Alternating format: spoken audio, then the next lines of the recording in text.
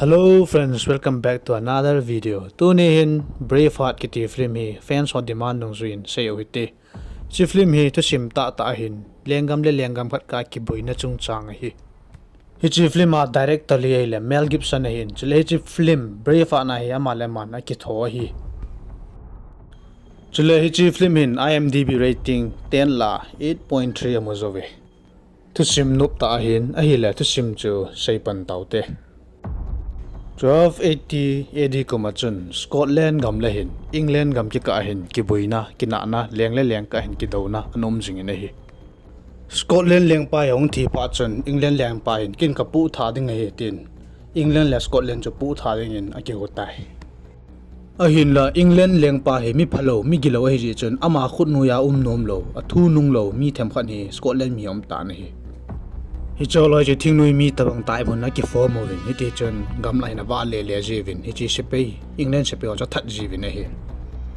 choloi chan cho hoi lo pa chon England leng pa mi gi lo pa chon order hin suin kal nuya lo si chu ba nei cha na tha gam de wetin a sepe ho chu Scotland na anung zui lo that ding in a sort ta na hi ti chon sepe ho yong a chivin England leng pa thu pi nung lo si chu ba nei cha na that novin lampia khai sang loi in ning eng ka khai loi alo la tan pi loi om sa ta vi nei hi chiao chon Scotland na upa khania ki mon ama chu lo na tong mi hin mi tong kin lo mi tong ki sat lo mi hi chapa ni me lai ta ni nei in a chapa khat ba cha min William aketi hi chi William hi chi film adinga main hero ong hi ding hi William Patele mi them khat chu lo na tong mi mai hevin hi chi England le Scotland buina chu yaw phalo hi a hin lai chi England se pe ho chun mi si mi pha hen telovin mi ho si chu ba nei chan an that ta vin William pa yang chu tha la wa chun ong zaw khat ta na hi ti chun William chu pa bei inom ta na newa panin upa khat kho kha no ya hin ong khang len ta nei hi chu pa chun hong le ting na pa phu hin la di he te tai pha nong chi ne hi le William yong chu ta sa ong ki khan le ta na gol hang tan asam le ong savin ami alang hoin alung nyong le nin chule jinei pha yong chu ong hling ta na hi chupa chun ahin wa khang len pa upa pa chun tun wang na pa phu la thei ta na te tin ada la tai chupa chun William yong ni khan hi bazal kain asakal da chun hong ta na hi le bazala chun anewa pana anavet nom no analung sin no adei cha no nga no chu amuta na hi Hiti chun hichi nunga nu ta chun aki mutu ni apa chun nama ne chong ki ho thim kin han tan ahong kilung si hanin jinei ding lunggel chan chu ahong phawan ta na hi ahin la so pite England leng pa chun nichigam sunga Scotland mi te ki chen ding hong cha phal ta pon aki cheng jang chu tha ding ate tan order ha ki ta na hi England leng pa chun nichi Scotland mi te chu ki chen sa lo ding cha le na yong nei sa lo ding achi su manga agam chu to pha ding ti lung tu ma nei ahin la leng pa ni zan in thupi ne yong la numeinu la pasal pa kilong sin na na san war ta ji chen ki chen ding long cha gute ti honen dan thingai thelo de ta jin zan thing na ki cheng honen ti chun aki zam ran tai aki zam ni hona jing in hi chi Scotland se pe thingnui mi ta banga ki form wa chun hi chi William chu ama langa pangding in hongzo ta vi ne hi ahin la William cha nom pon kapa cha farmer lo na tong mi mai hin ama banga cha ke yong hi ta chu lo na to akiwa a mi ta kin lawa hinding ka tu me tin a sei ta na hi chupa chen sepeilam kai pa chen na sei kinin kyo yong chu kan na ge lowa hi theilo hi tua sepei te segunda hon ba nei chai thagam panwa lo theilowa ka panoi patien ki gel kinin nong pan po pol ke holanga sepeilam kai hanang na tu peiding nang lam kai na hi ki vai pu de tin azol ta win hi te chen ada tha ta ve hichini nilha William Zinu yang chu honle ya an kamlei bona chia hongki le langa hin hichi England sepe ta chun hongki tu tan chapa chana mo chun thading ma ding hing ko tawe ahung peng jing ta nei le William yang za pa chana lei jelina Zinu cha hu do in hichi sepe lo chu ban nei chan a hen li ta na hi chapa chun William yang Zinu chu hing ko be in hi chun hing kai be in sakol lum na langa chun sakol chunga chun ato do sa in mun khana ki mu tu ding in a sor ta na hi William Zinu yang sakol junga chen hong to den hong lei ta nei le sepe ho chen lampia chen ana ting kit vi nei hi chupa chen William yang hong lei zel kin in Zinu chong hong hu do in hi sepe ho lo chu ba nei jana hen li kit ta nei hin la hong lei kin in lampia chen sepe ho chen a zep lu kit tai William yang ba nei jan hi chi sepe ho lo chu a hin that tan hi te chen Zinu to ki mu tu na dinga akitip na lang chu a hin zon ta na hi ahin la hung lun chun a zinu chu a hol le nei le a hol mo tai adan cha zinu chu a kitip namun chu lung zo talawa lampia hi chi England se pe ho chun ana thau a lola tanoi tai hitia William Zinu akiche ni hona zinga England se pe hon mer se ta tha phano chun William sa line up be senin a phula dingin a hong ki team ta na hi suba chana mayang Eljalin a se pe thema to anung leizal kinin hi chi se pe a Zinu that pa chu a Zinu bol na bang ban chun a lola at ki ta na hi William Zinu chu pun kang khan hin su no win hiti chun thana last funeral right cha bol ta win hi cha chung William cho ki ha silin na that jo si ka Zinu mya se ta that jo si se pe ho adi sana leng pa ge ka tha ding tin kitip na yang ani ta na hi hiti chun leng pa England leng pa khut nu ya ding de lo si si chu a hin kitip do tan cha chun England se pe te chu ba nei chain in that pan ta win hi athil bolo cho hung ma cha le wen de chun England se pe ho so yam kha yang an that ta win amoyang kilong to na na nei che che ta win hi hichi thil su chu England leng pa chun a za pa chun alung hang la in chu pa chun hichi William ta chun ki chamna sim ding atita na hi England leng pa chun chapa kha nei in anain hin la chapa cha ma tha khial thei poi ji chapa cha homo benin ima cha bol thei poi kam se tu in amu chka nom hi lewa cha na lo dei tai hin la chapa chun leng nu chu a ki chen pi ding ei tai leng nu chu mial hoi ta hin hichi pa chan ninga cha kilom lo hi alang khalanga William holoi jong asepe atam che che tan hinla hichi England leng pai na moloi that ding in hong ki go vi hong ta vi ti he pa na moy mola ina ki sel do ta vi nei alang khalanga England leng pa chun mio si tha dinga order len la pa chun asepe ho chong ho win nu naw chapang khomi khen lo win ni ti chun ba nei chan khon hal win mi pyo chan that pan ta vi hichila chun a so cha mi khalani hong zam do in cha chun William mo ko ma chun report thelum chan ho cha sei ta vi nei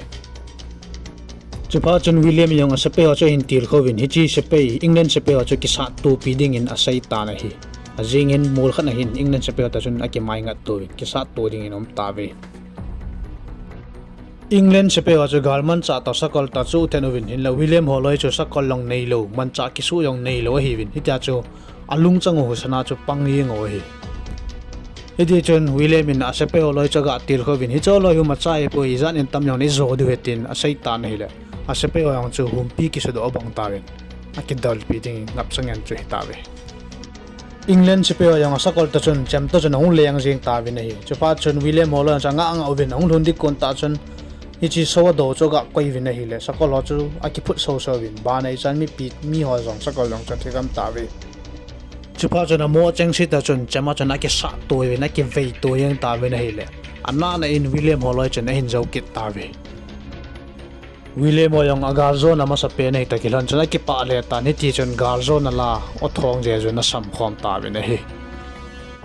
chiu chun William chu ahung holim kin na phatai ki pa be se yong la pha poi mu nei ding takilo we nga taw te ten asai tai chule tu ni ai zo wi ma chai nai poi jingle thaya leng pa ne hin solding hoi gial le tam ta ji sang tam ta hingal na sata in sa du na lai ten asape ko ma chan sai ki ta na hi chupe ta chun na sepe hola chun aki cha khalani chong holimin a hile lam kai pui ki surrender wa phai lam I thizgam sangawa tena sai ta na hi chupa chun William cha luhang be senen ka dictionary ki surrender ti hom poiten luhang ten adala ta na hi hicha chun sin kan hong ki khel kinin England leng te gam cha ki mata nei sepe ho chun box kan hen thil khat hin puwin aga la do vi nei le hichi box a kon chun a sepe lam kai pau luchang cho hi ta nei chi chu William in hin thot na hin abana ke odwan hung wala bane chana thidu hetin ta banga hi chileng pa cha thot nei leng ba yong chu mu pa chuna ki yang a chan lu hang yong lu hangen hi de chun hi chi William ta chun ki ho cham na ding lung thim a gyal ta nei William ta ki ho cham ding in a chapa chu aga sol go nei le a song kit pu na ji cha chapa chu het bangwa chu mi du mi da lo mi no mai ji chun ma cha ngan si thei pu nei chupa chun at amau nu leng nu yo cho sol ko ta nei leng nu ko ma chun nang ka son pen hen ka chin lang William ko ma chun hin ko lut te te in kheu cham pi no me tin sai tai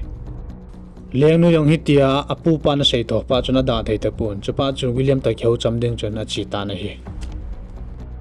Hiti chun leng nu chu asapei thamhat chuna chin William Coding in achi ta nei William Koma chun kapa in kheu samding ati hungin keon ahungen ane khomo te tin hung ko sa he tin sai ta nei chupa chun William chun mo leng nu cha don bonen ta san sa na pa ta chu ama sayang ga khumi te kheu champi dinga ka wa tha so ke abana kapa yang ko kina ta tha kit abana to ke ko ke yang ta kapa bangai tha go nam kaung nai sai lo den kaung ta le ka ene nge tin sai ta nei William yang anup lo pa chun leng nu yang chu in langa chun akile ta nei hi leng nu yang in langa zu lai ta chun la ki gelen adan hi William hi asama sau thu hin ka pan gi lo ta gel wang he mai mi phata he keu pilan no min chula longge langa hoye ka dei kin hi chi William chu a hin dei chakit ta nei chin inong lon chun leng nu chun apa ko ma chun o he pa leng pa William chu kain kovin ki ho pi ding in anu momong po ipina lo ha mama sai pin ne bol kha ham tin sai ta nei chupa chu leng pa chuna don bonin hung po le chuna pa ka bon na mas ka bol cha ding a lol ka he ka lap ding ka tha di chu te ta ni chupa chun mep chala do win mole la ngo cha ve kho mo win a sa pe hota chun William ga bul hu di dan attack di dan chu sai khom ta we hitia leng pa lunggel hoilo William chunga lunggel phalo a ken chu leng nu chun het pha chun William cha lung sin chupa chun gu thimin asu ho numi khania solin William ko ma chun jingna thaile se pe ho hung dinga hi ni ki gingo win tin message swa thodin agin na dingin aga sai sa ta na hi ti thu za pa chun William in a se pe yo se jo ki gu tup dingin tupi nei tai alang kha langa leng pa England leng pa yang hung ki gu do tan gal boarding chun hung ta na hi Idi chun mola chun gal ki borna chun ki to ki ta be na ki moto to chun a ki vat to pe ki ta be na hi ahin la England leng pa chun William se pe ho se pe lam kai them phan ho chung amu chi phalo ana tu ji chun hejigal cho sat telovin se pe them phat cho a ki nong le ta ve hitia loi ho gal bolo wa ki nong le pha no chun William chana mo chun lung hang le tan lung dong le tan ni bola cho loin koi ki le na sa ki no wa tai mo tam tin apun ta ne chupeta chun leng pa chun hin ve ne la ki pa le tan tu chun ban ne tang cho ka ho lo le chimem portau that do tau tin William chu that ding in a se pe ho cha hin tir ta ne William yong agal bol na chana ki sa tu naw chana sol ma yeng tan hin la se pe ho chu athung hut pu nei amayong thalpia an ka phatawin athikai he non tai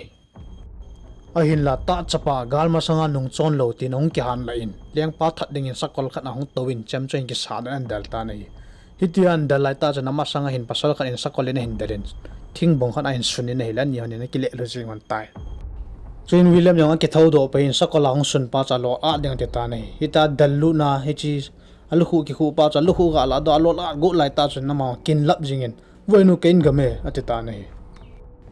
aji cho ma that dinga hung pa che koi madang hilovin ama nuya pang se peilam kai pa khel chon hi kit ta nei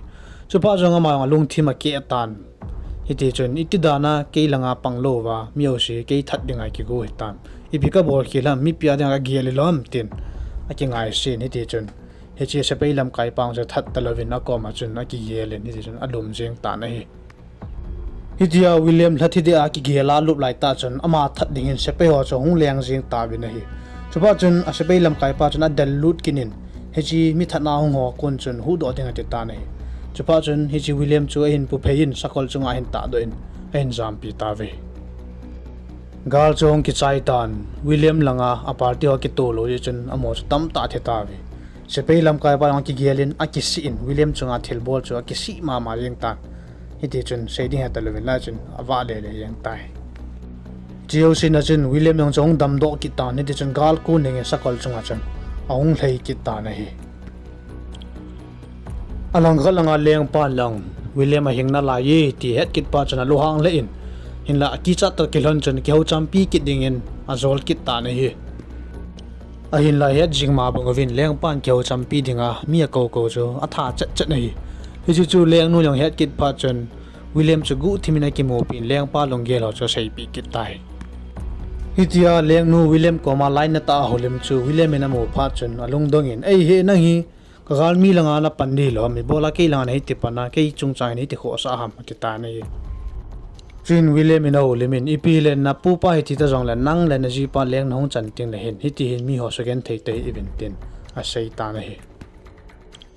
hiti yo chun leng nu yong ain langa chan akile ta na hi hin la akile zo zo hin mi ho chun se pe ho chun William chu aman ta vin hiti chun ko na chun a puilu ta ve na hi hiti ko na lam ka chun William ko ma chun leng pa khu nu ya na ki pilu na na hin khu na ki hui do dam ai lo le hitai na pum dana na hin khona sa ne kha kilanin tin a sei ta ve na hi hitia tu tan hon William cho gi keta gi wang o chon William cha lung khi chom pon hi chi leng phalo leng cha ve leng mi kho no ya na ka to sang en ken kho yo ka phal nga me ten a sei ta ne William thidinga ampa chon leng nu yang alung se be se nin apa ko ma chon aga chi kita na ga taw kita ne